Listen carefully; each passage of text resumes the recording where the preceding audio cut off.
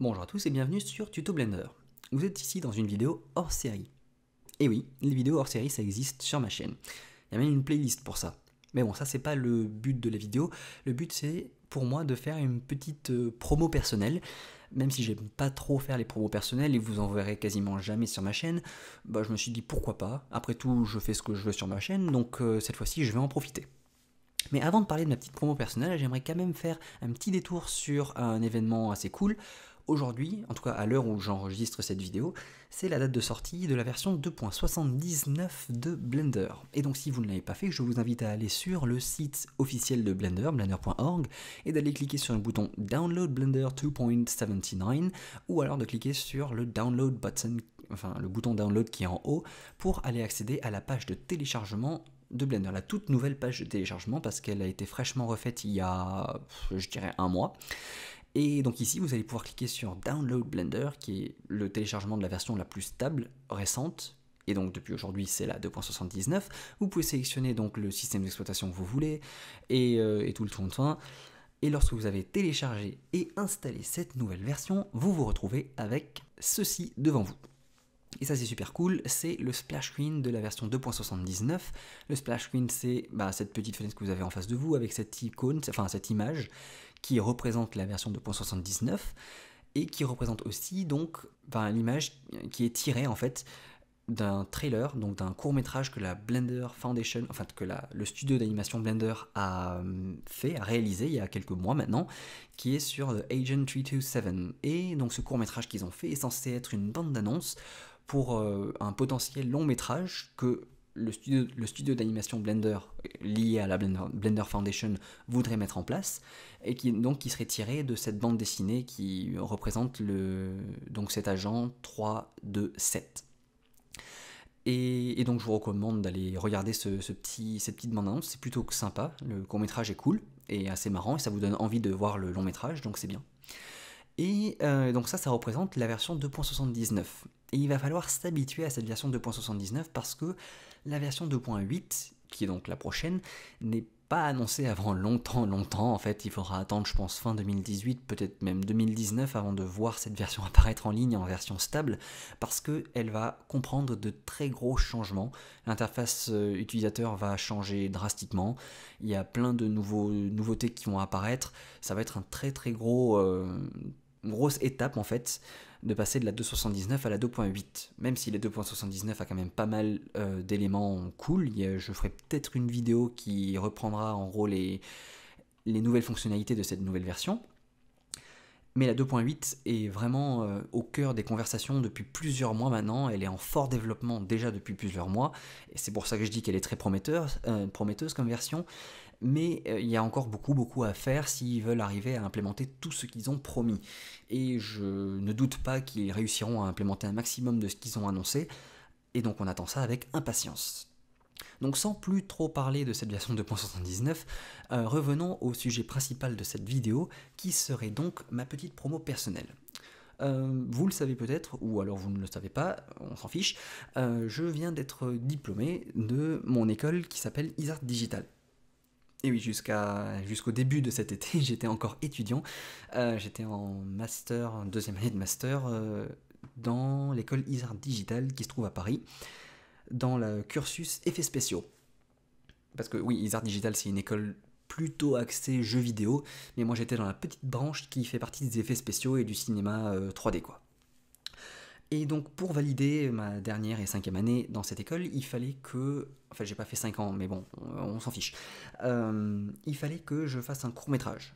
Donc bien sûr j'étais pas tout seul, on était 9 dans mon équipe, et on est arrivé à réaliser un court-métrage définitif. Et durant tout l'été, l'école nous avait demandé, enfin moi et les autres élèves, de plutôt taire la sortie de nos courts-métrages et la finalité de ces courts-métrages, pas les poster, pas en parler vraiment en ligne, pour garder l'annonce et la grosse annonce en septembre, ce qui est maintenant le cas. Et donc voilà, maintenant on en parle en masse, on partage, on like dans tous les sens, et donc on en fait de la promo.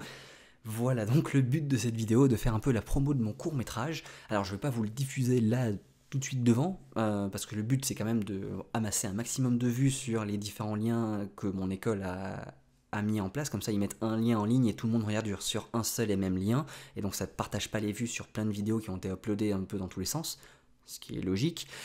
Mais donc je mettrai quand même tous les liens dans la description de la vidéo, et donc je vous conseille de tous aller regarder dans les liens de la description. Je vais vous mettre les liens sur du court-métrage, le vrai court-métrage. Il y a des liens YouTube, il y a des liens Vimeo, je pense qu'il y a un lien Dailymotion, je suis pas sûr. Et sinon, je mettrai aussi le lien du trailer du court-métrage, même si vous regardez le court-métrage, vous n'avez pas forcément envie de regarder le trailer. Et surtout, je mettrai un lien vers le making-of de la vidéo, qui est assez cool. C'est un peu marrant à voir comment on était derrière la caméra, même si ça a duré que 4 jours. Et que pendant le reste des 2 ans, on était sur les ordinateurs à faire de la 3D et tout ça.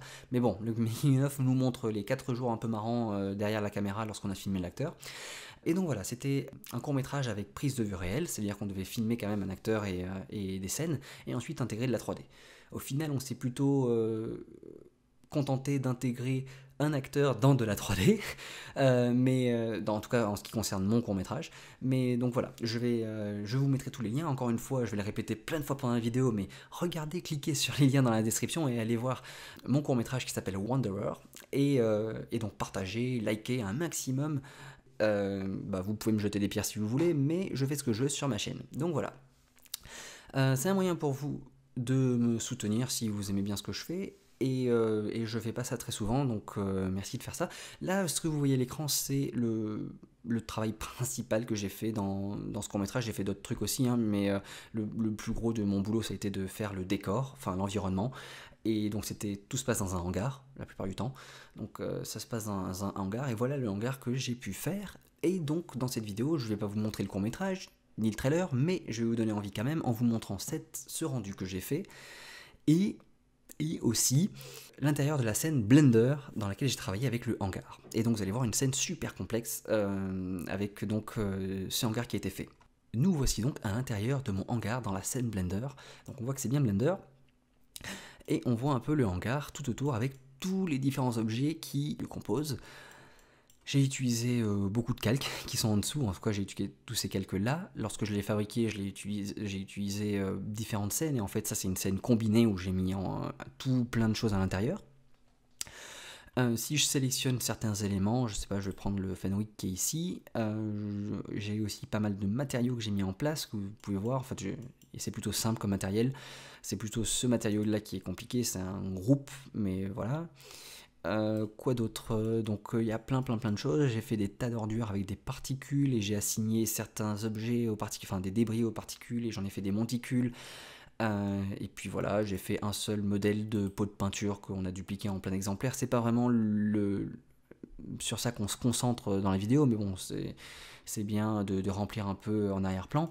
C'est ça un environnement. Il y avait des parpaings qui ont été faits, différents types de parpaings. Donc si je zoome un peu là-dessus, alors voilà, c'est un peu lent, mais il y a des parpaings qui ont été détruits, des parpaings qui ne sont pas détruits, qui sont bien, ils ont été un peu mis en désordre. Donc voilà un peu le truc, il y a des câbles sur les murs, il y a pas mal de choses. Donc c'est plutôt intéressant à voir. Si vous voyez de loin, en fait, il y a un plan qui met de la lumière pour la composition derrière, j'ai eu besoin de ça. Sinon, il y a plein d'autres lampes que j'ai mises à l'intérieur. Je rends avec Cycles Render, bien sûr. Et le hangar en soi de l'extérieur, il est plutôt moche, mais bon, on se concentre sur l'intérieur du hangar. Et si vous venez voir alors je vais faire en Visible Layers par exemple, on va regarder un peu l'outliner où il y a énormément d'objets, de groupes, de plein de choses qui ont été parentés. Même si ça n'a pas été vraiment fait dans Blender, le regroupement et le parentage et tout l'outliner, il a été fait en utilisant Maya. Alors j'ai modelé et j'ai tout bien fait dans Blender. Le seul truc c'est que j'étais dans une équipe où les gens n'utilisaient pas forcément Blender, donc j'ai dû m'adapter aussi au processus de travail, et j'ai intégré tout ça dans des softs comme Maya ou d'autres logiciels. Il y a eu du ZBrush un peu utilisé, il y a eu d'autres choses, donc je me suis adapté bien sûr, et en réimportant en fait les choses dans Blender, ça s'est tout bien mis dans l'outliner, mais j'ai pas vraiment géré cet outliner via Blender.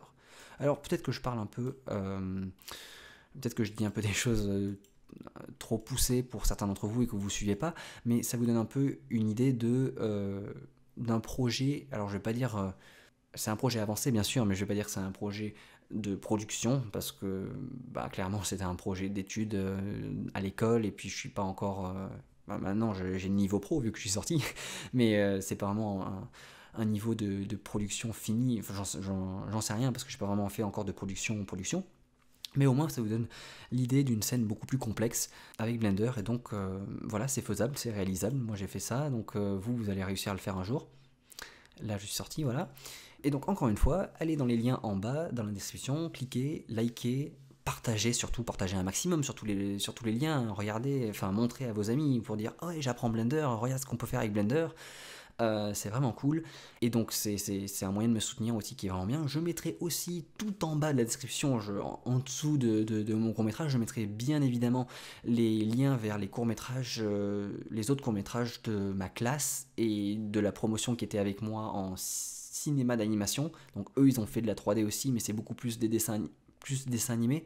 Moi en effets spéciaux dans ma classe on essayait plutôt de faire quelque chose de photoréaliste où on se rend pas compte que ça a été fait en 3D et on essaie de voir quelque chose qui était intégré dans de la prise de vue réelle, donc filmé. Mais eux, en cinéma d'animation, ils ont fait quelque chose de beaucoup plus stylisé, beaucoup plus dessin animé, et il n'y a pas vraiment de prise de vue réelle, ils n'ont pas filmé, en fait, ils ont tout fait en 3D. Donc il y a 3 courts-métrages de cinéma d'animation et 3 courts-métrages d'effets spéciaux. Et donc je mettrai bien sûr les 5 autres liens, en plus du mien, dans la description pour que vous alliez aussi voir ce qui a été fait à côté et que je fasse pas que la promo de mon court-métrage parce qu'ils ont, dans ma classe et dans l'autre classe, ils ont aussi tous beaucoup travaillé. On s'est donné à fond jusqu'à la dernière seconde. Je sais que les profs, le jour du rendu, il y avait une heure précise et on était encore en train de faire des modifs et à demander durable de temps. Donc on s'est tous vraiment donné à fond jusqu'au dernier moment. Et c'est pour ça que je prends un peu le temps aussi d'essayer de faire la promo de tout ça. Si vous pouvez faire des j'aime et partager pour que ce soit visible par un maximum de personnes, allez-y, même faites des commentaires, critiquez si vous trouvez des trucs qui sont pas bien et tout, allez-y. Et puis posez-moi des questions en dessous dans les commentaires de cette vidéo sur si vous avez envie de savoir certaines choses. Allez-y, posez des questions. Mais surtout, partagez, je demande pas ça souvent, mais allez partager beaucoup et aimer parce que ça aide, ça augmente la visibilité et pour nous étudiants, ça nous aide énormément d'avoir une grosse visibilité là-dessus. Voilà, j'arrête de faire mon commercial et de demander toujours plus s'il vous plaît. Je vous laisse tranquille et je vous dis à la prochaine. Allez, salut, ciao!